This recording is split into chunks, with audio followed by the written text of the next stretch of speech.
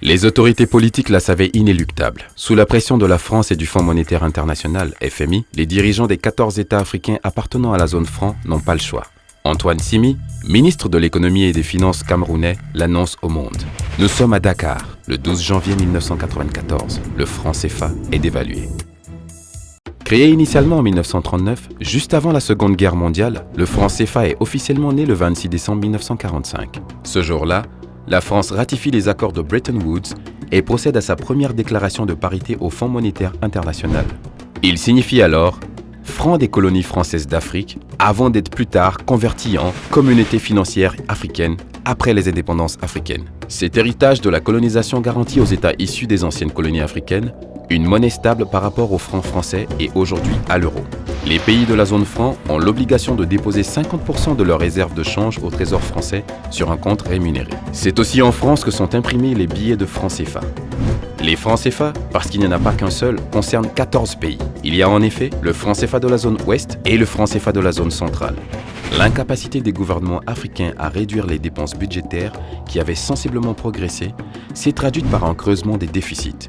De plus, plusieurs pays ont continué à recourir à l'endettement extérieur afin de financer l'achèvement de projets lancés au cours des années précédentes. Un cercle vicieux.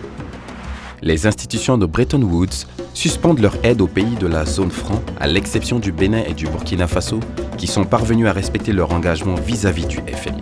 La France, quant à elle, décide en septembre 1993 que son soutien financier sera désormais conditionné à l'adoption de programmes économiques et financiers crédibles bénéficiant du soutien du FMI. C'est donc sous la pression de la France et du Fonds monétaire international que les dirigeants des 14 États africains appartenant à la zone franc se réunissent à Dakar et cèdent à la dévaluation du franc CFA.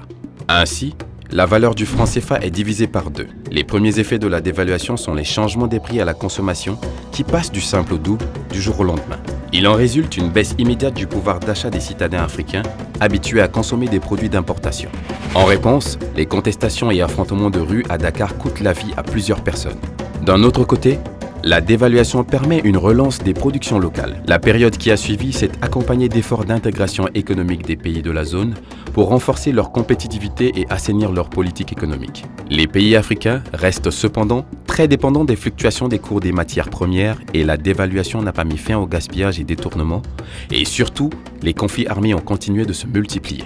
Aujourd'hui, la question du franc CFA est un sujet régulièrement débattu. Le président français, Emmanuel Macron, et le président ivoirien, Alassane Ouattara, annoncent en décembre 2019 leur projet de monnaie unique, l'ECO. Remplacera-t-il le franc CFA ?